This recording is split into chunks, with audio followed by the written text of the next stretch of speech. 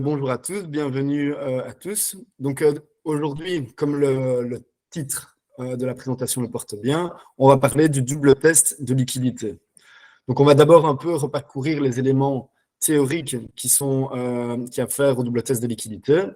Et après, je vous montrerai comment Anna va pouvoir vous aider à faire des double tests de liquidité facilement, rapidement et en respectant totalement les exigences du législateur. Je vais vous montrer un exemple pratique. Donc là, on va d'abord commencer par la petite présentation du coup théorique. Donc le double test de liquidité.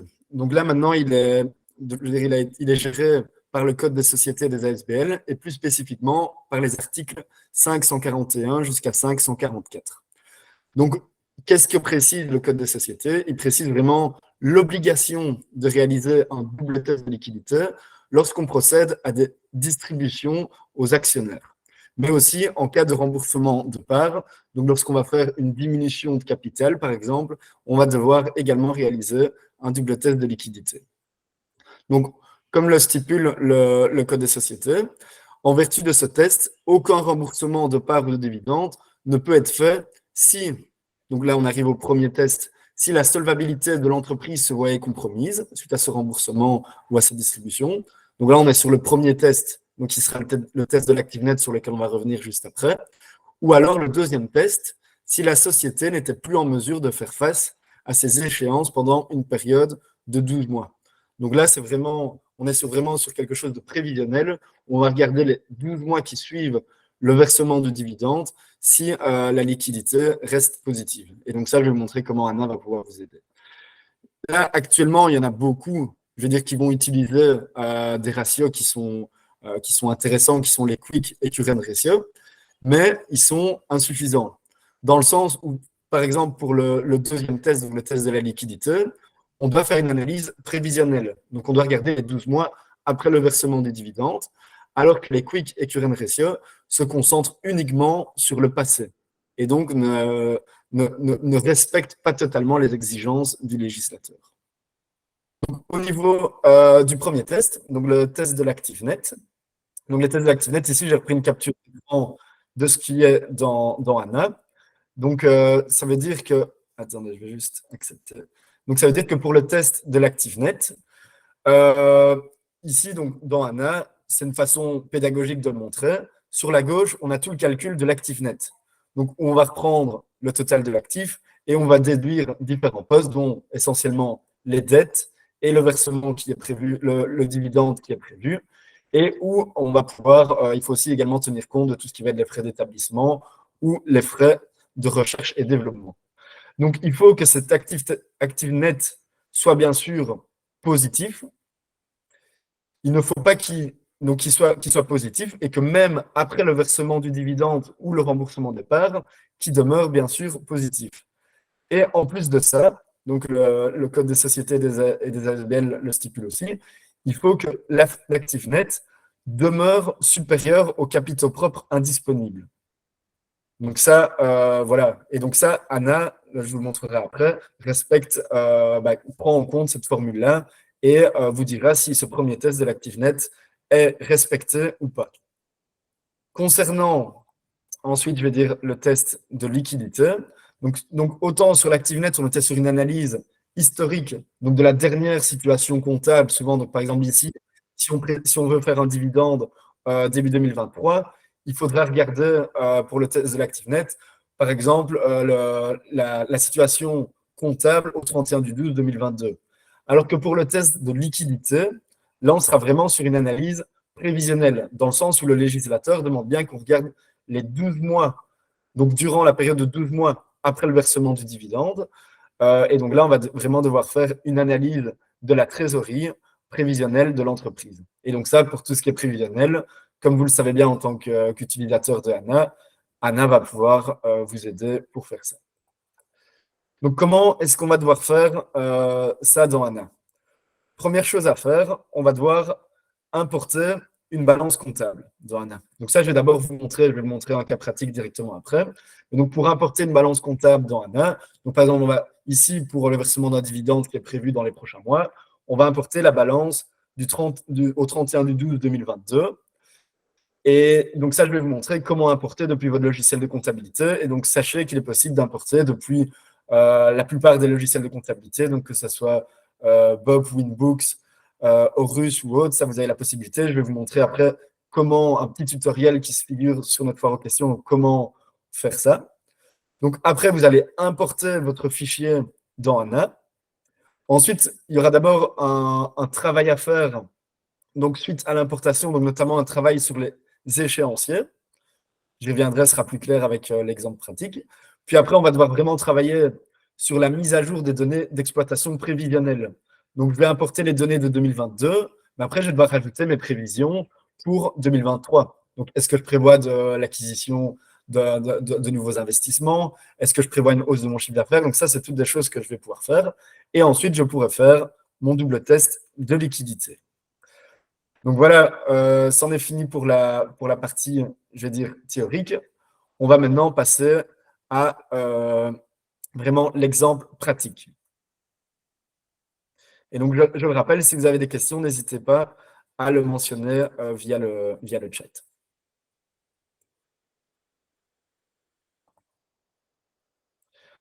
Donc voilà le partage de mon écran. Donc là, je ne vous apprends rien de nouveau. Donc, vous voilà dans le logiciel AnaWeb. Donc, AnaWeb, pour ceux qui ne sont pas encore passés sur AnaWeb, on est bien sur l'évolution, la nouvelle version de Ana. Et donc, qui est accessible, bien sûr, à tous nos anciens clients. Donc, ici, je suis dans mon espace de travail où je vais avoir différents clients. Donc, moi, ici, je vais aller dans mon client démo pour lequel je vais réaliser un nouveau test, un nouveau double test de liquidité. Je vais dans mon client démo et donc ici, moi, je vais créer un nouveau dossier. Donc, je vais vraiment me mettre dans la situation où vous pourrez être si vous deviez réaliser un double test de liquidité. Donc, pour créer un nouveau dossier, donc soit j'appuie sur la vignette ici, soit j'appuie en haut à droite sur le bouton « Nouveau ». Donc ici, je vais nommer mon dossier. Donc, par exemple, double test pour… Ah, je précise ma forme juridique. Donc, généralement, pour la double test, on sera sur une société. Ici, chose importante, donc pour un double test de liquidité, je vais être pour une entreprise qui existe déjà et donc pour laquelle je vais importer des données de ma comptabilité. Donc, il est vraiment primordial de cliquer ici sur « Existante ». Donc, c'est une entreprise existante. Je précise si elle est assujettie à la TVA, on va considérer que oui. Devis, je laisse bien en euros. Ensuite, le début du premier exercice. Donc ici, en fait, ça va dépendre de la balance que je vais importer. Donc si j'ai un exercice comptable classique, donc qui s'étale sur 12 mois avec la clôture au mois de décembre, du coup, je vais importer une balance de mon exercice 2022. Donc si j'importe ma balance de l'exercice 2022, j'aurai la clôture au 31/12/2022 et donc mes prévisions devront commencer le jour d'après ou le mois d'après et donc en janvier 2023. Si j'ai un exercice décalé, par exemple, qui se termine au mois de juin, donc au 30/6/2022, je devrais commencer mes prévisions au mois de juillet qui suit donc le mois de juin, donc par exemple 2023. La durée du premier exercice, donc là, vu qu'on est sur des entreprises existantes, on va considérer qu'on est sur une durée de 12 mois. Et ici, pour le double test de liquidité, vu que j'ai l'exigence que les 12 mois qui suivent le versement de mon dividende, que la trésorerie est positive, donc ici, de faire des prévisions sur 2 exercices, ça sera totalement suffisant. Et donc ça, pas nécessaire de faire plus. Donc là, je sauvegarde et j'arrive du coup dans mon logiciel ANA. Donc là, je vais devoir importer les données. Donc pour importer les données, c'est via ici que je vais devoir faire. Donc je remonte pour ceux qui n'ont pas vu, via le bouton ici. Mais avant de faire ça, je vais vous montrer un peu notre FAQ qui va vous expliquer comment faire des importations depuis vos logiciels. Donc là, ici, j'appuie sur le gros point d'interrogation et je vais arriver dans notre foire aux questions, dans notre support. Donc ici, vous allez avoir des réponses à toutes sortes de questions. Et en appuyant ici sur importation, j'appuie sur découvrir, on va vous expliquer la procédure pour générer un fichier qui corresponde à ANA depuis votre logiciel comptable. Donc, par exemple, si je suis sur Bob, là, on va vous expliquer comment générer un fichier qui corresponde à Anna depuis Bob. Si je suis sur Winbooks, bah, ici, on va vous expliquer également ce qu'il faut faire. Mais donc, on est vraiment sur des process relativement simples. Donc, en quelques secondes, vous allez pouvoir générer votre fichier First, TXT ou CSV depuis votre logiciel comptable. Je retourne dans Anna. Donc, je vais importer. Ici, je sélectionne bien le premier cadre qui est importation d'une balance. Dans le sens où je dois importer l'entièreté des données d'exploitation et bilantaire. Donc ici, je coche la première et j'appuie sur suivant. Ensuite, ici, je dois soit télécharger mon fichier, donc le fichier que j'ai extrait de mon logiciel comptable, soit je peux le faire glisser. Donc ça, c'est libre à moi. Et donc, ici, bah, moi, je vais le télécharger parce qu'il est déjà sur mon ordinateur. Et donc, ici, je vais télécharger un fichier qui s'appelle Winbooks Balance 12-2022 double test. Juste pour vous montrer un peu le type de fichier que c'est. Donc, je suis sur un fichier TXT relativement brut. Relativement brut, dans lequel je vais trouver les codes comptables, l'intitulé, débit, crédit. Donc, rien de particulier dans ce fichier. Ici, j'ai une étape avant de faire l'importation qui est un peu mon écran de mapping. Donc, c'est un peu je dois dire un peu au logiciel, donc dire à Anna comment est-ce qu'il doit réaliser l'importation. Donc, je vais devoir préciser, par exemple, dans mon fichier d'origine, comment sont délimitées les colonnes. Est-ce que c'est une tabulation? Est-ce que c'est une virgule? Est-ce que c'est un point-virgule? Est-ce que ce sont deux points? Dans le sens où, en fonction des logiciels, ça peut être des traitements différents. Et donc ici, si je retourne dans mon fichier Winbooks, je suis bien sur une tabulation. Et donc ici, Anna me l'a bien vu, il m'a mis tout de suite tabulation. Petite explication, si par exemple dans d'autres logiciels, on est sur des points-virgules. Mais donc ici, si je mets point-virgule, je vois que Anna me met le tout dans une seule colonne.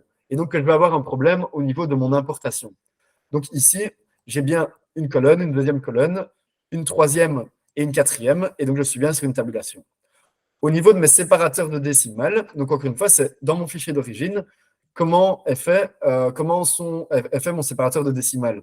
Et donc ici, je vois déjà dans mon pré-matching qui m'a bien mis des virgules.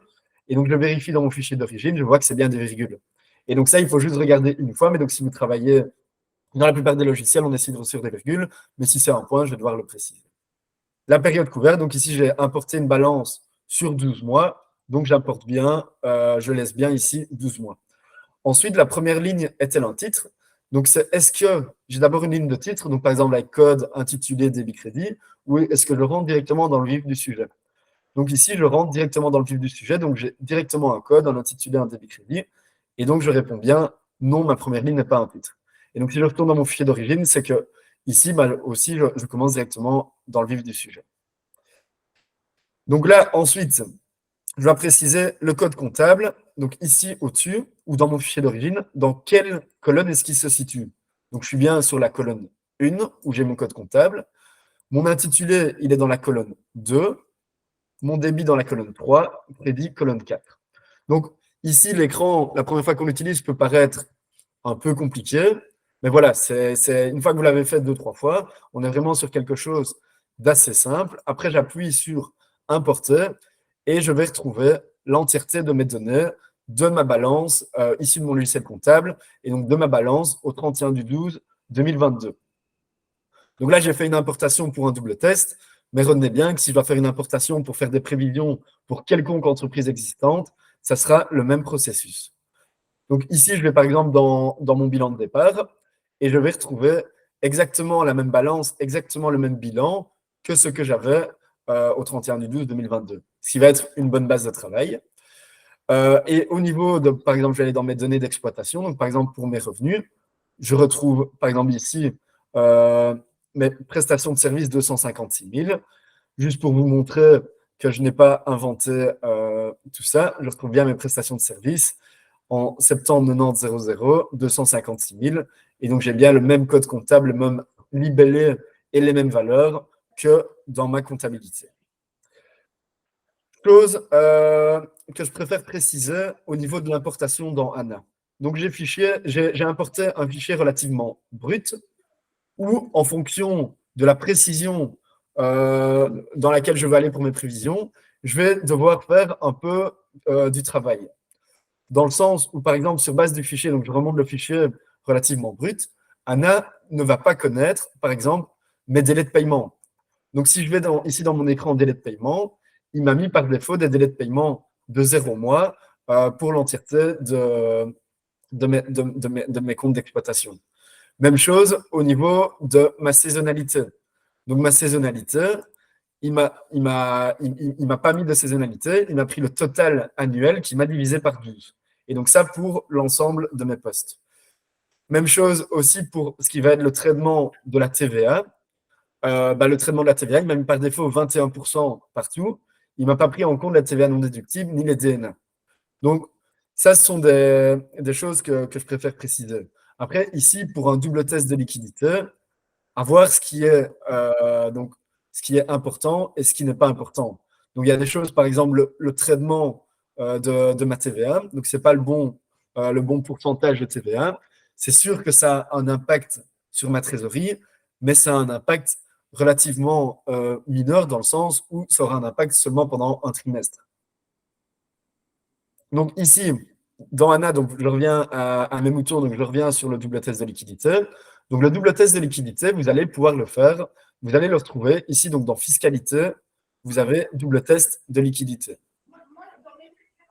Donc ici que je vais retrouver, et donc dans son double test de liquidité là, je vais montrer, je vous montre un peu comment se comporte l'écran. Vous allez devoir préciser la distribution qui est prévue de dividende, la date à laquelle le versement du dividende va être effectué, ce qui aura bien sûr un impact sur la trésorerie. Je vais devoir préciser si le montant est déjà prévu dans le bilan de départ. Dans le sens où, s'il est déjà prévu dans le bilan de départ, je vais devoir le dire au logiciel, parce que sinon, il y a un risque que, donc si dans ma balance au 31/12/2022, j'ai déjà un post-dividende à verser, il faut que je fasse attention qu'il ne soit pas comptabilisé 2 fois. Donc après, je retrouve le test de l'ActiveNet, et avec un petit pouce vert si je suis bon et un pouce rouge si je ne suis pas bon. Et après, le test de liquidité, donc vraiment sur la période de mes prévisions, qui va me dire si je respecte bien le deuxième test, donc avec le pouce vert ou rouge, encore une fois. Et donc, bien sûr, pour verser les dividendes, il faut que les 2 pouces soient verts. Donc, comme je l'expliquais, donc je vais retourner au niveau de mes encodages. Donc, si je le souhaite, mon double test de liquidité, je peux commencer tout de suite à le faire sans faire la moindre modification dans mes prévisions. Mais le problème, donc ça c'est libre à vous, vous pouvez le faire, mais je n'aurai pas quelque chose de totalement correct. Dans le sens où là, par exemple, mes données d'exploitation, j'ai importé des données historiques.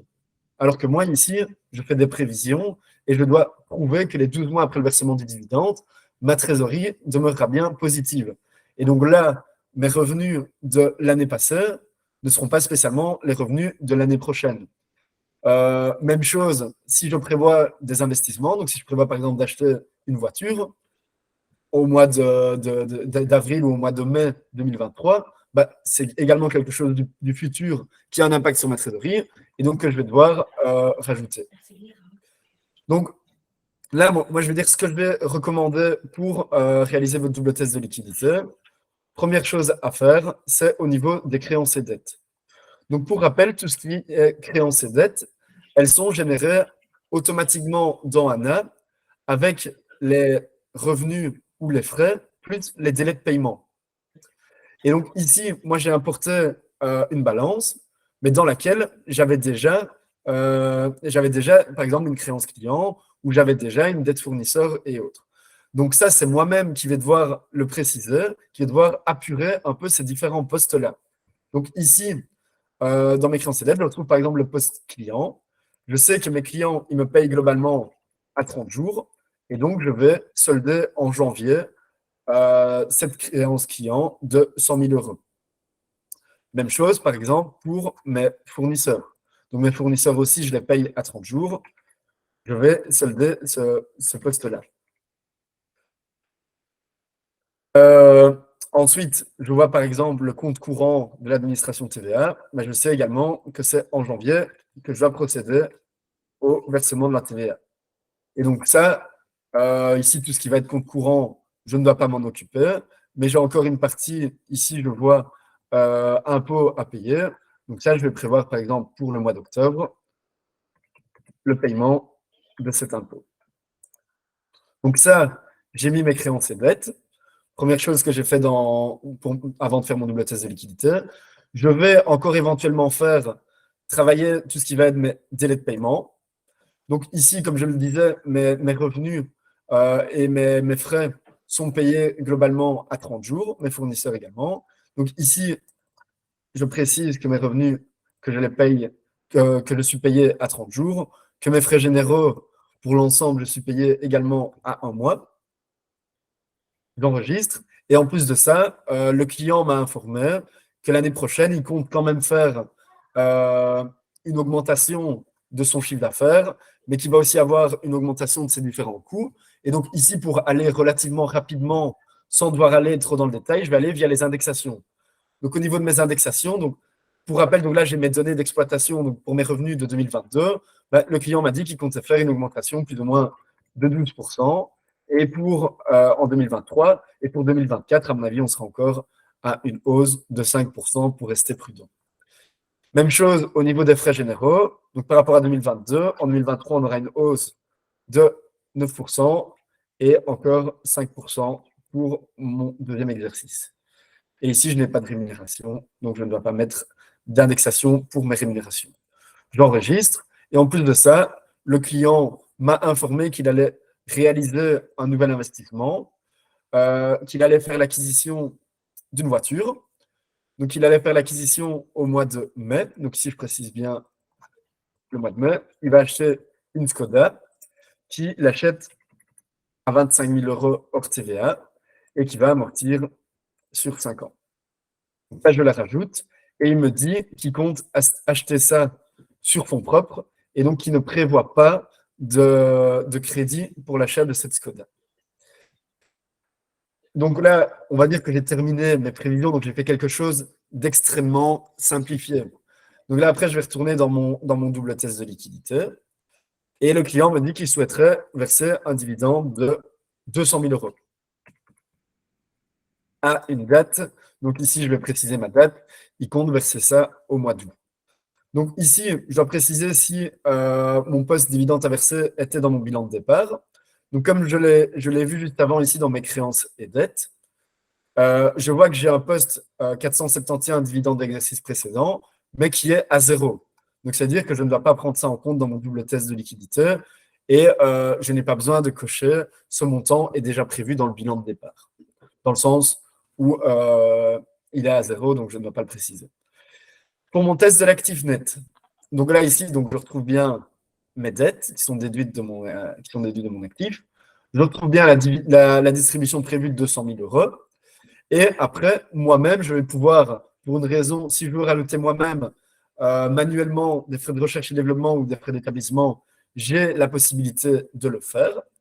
Et après, bah, donc ici, je vois que mon test de l'actif net, donc avec le versement d'un dividende de 200 000 €, je respecte bien ce test-là.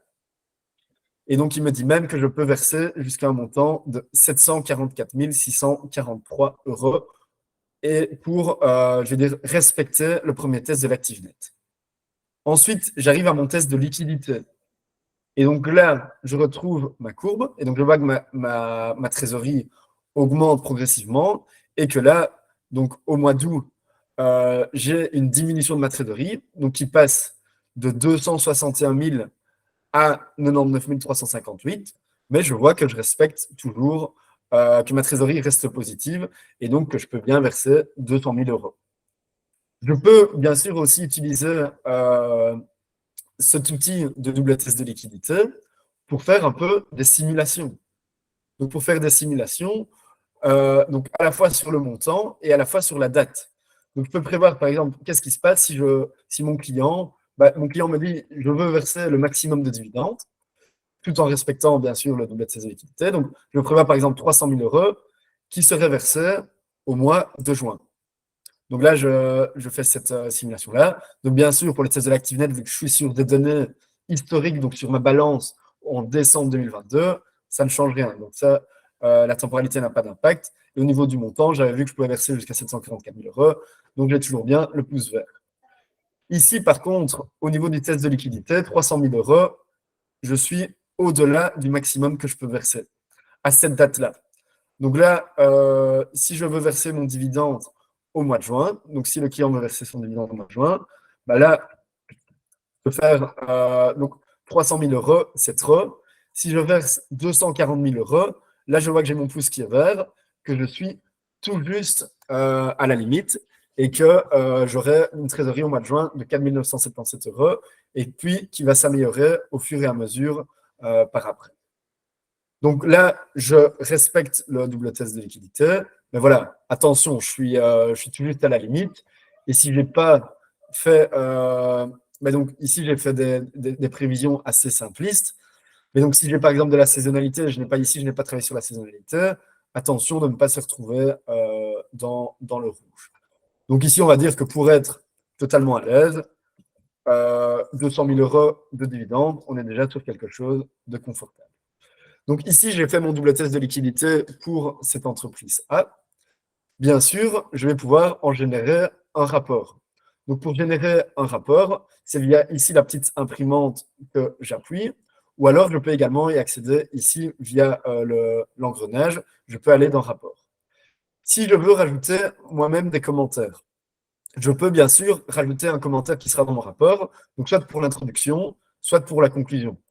Donc ça, je peux rajouter bien sûr une introduction où j'explique un peu le travail qui a été réalisé et je peux bien sûr réaliser une conclusion en expliquant que le double test de liquidité a bien été réalisé, qu'il a bien été réalisé en respectant la législation en vigueur et que du coup, il est autorisé de verser un dividende, cette dividende-là.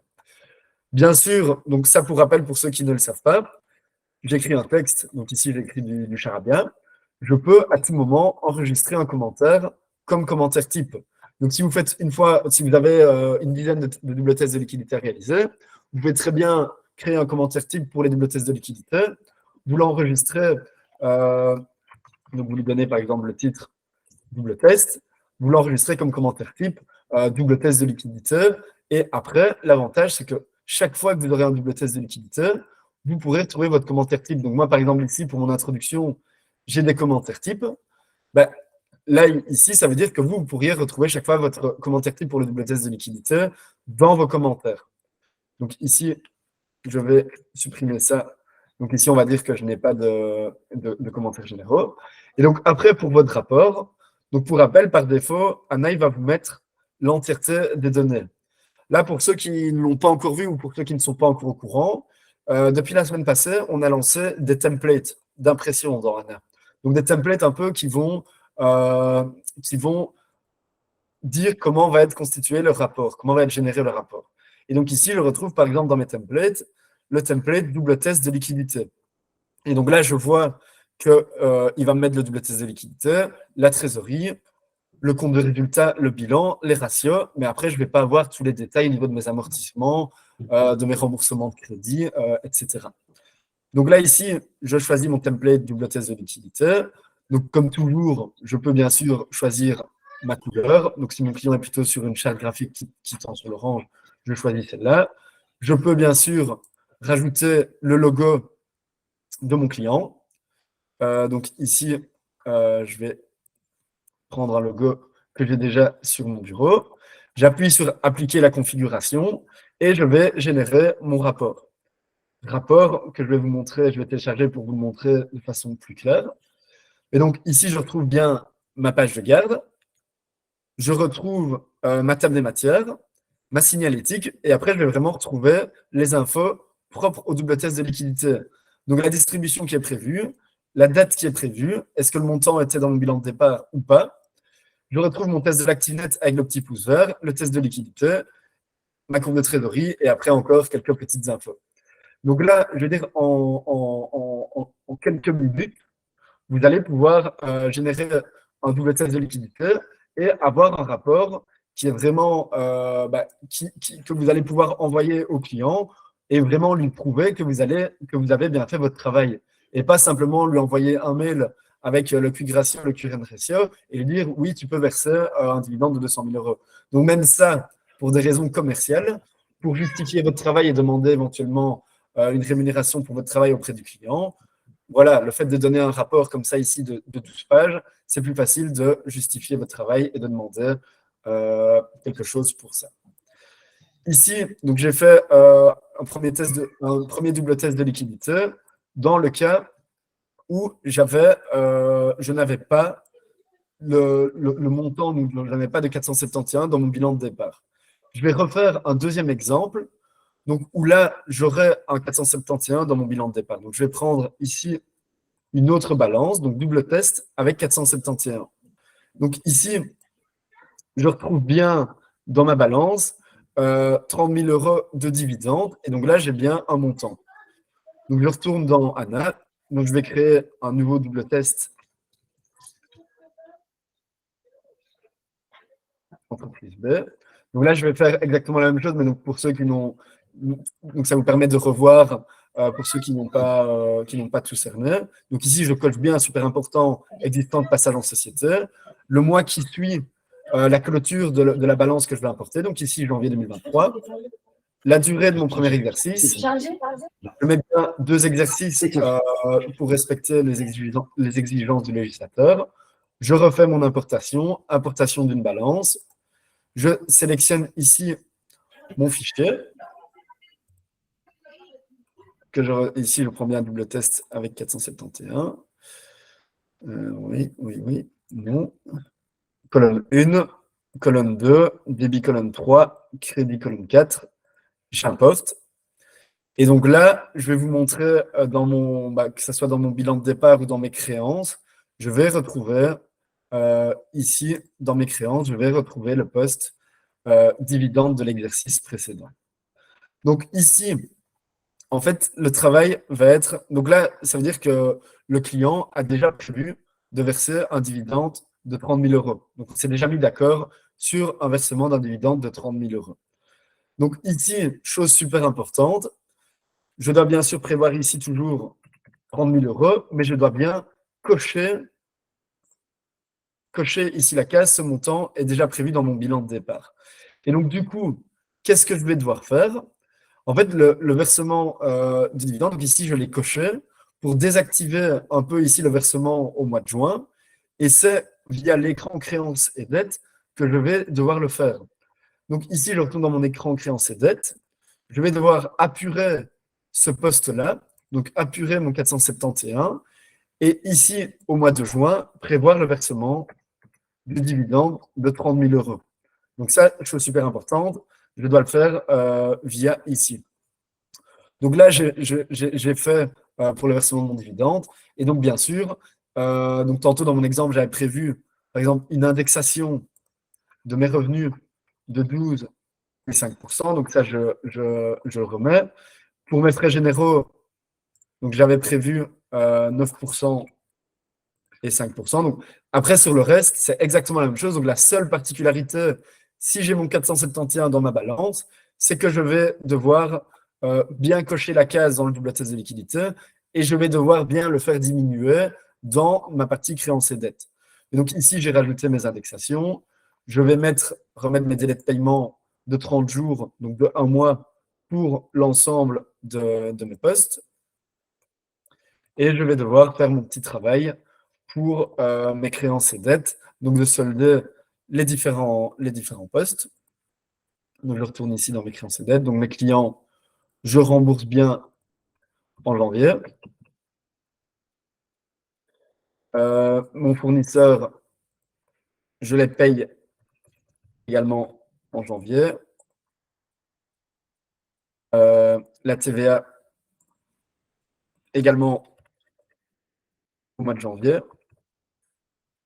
Et encore mon poste impôt que je vais solder, celui-là, en octobre.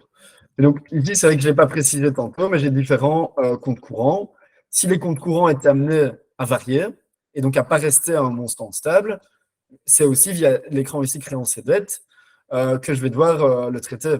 Donc si par exemple je sais que ce compte courant-là, à Pierre Ancien, il est remboursé à un rythme de 5 000 € par mois, je vais devoir mettre ici 5 000 €. Et donc pour qu'il soit bien tous les mois, ici je peux bien sûr utiliser les 3 petits points qui vont me permettre de dupliquer cette valeur-là. de 5 000 euros. Et donc là, je retrouve jusqu'au bout de mes prévisions 5 000 euros parce que ça va avoir un impact sur ma trésorerie. Et donc, je rajoute encore mon investissement pour ma nouvelle Skoda à 25 000 euros que je vais réaliser au mois de mai, que j'amortis sur 5 ans. Et donc là, je vais retrouver, là, je suis au même stade de tantôt. Mais donc, encore une fois, je rajoute les hypothèses prévisionnelles que je souhaite. Et donc là, je retourne dans mon double test de liquidité. Donc, j'ai bien coché ici. J'ai bien fait diminuer les 30 000 euros dans mon écran en créant ces dettes. Je respecte bien mon test de l'active net.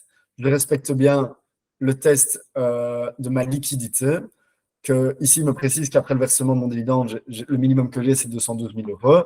Et donc, encore une fois, je peux bien sûr générer mon rapport. Donc ici, je choisis mon template double test. Ici, je ne vais pas mettre de logo, je ne vais pas mettre de couleur. Appliquer la configuration et je génère ensuite mon PDF que je peux envoyer par mail à mon client et qui lui montre que j'ai bien réalisé le travail comme il me l'a demandé.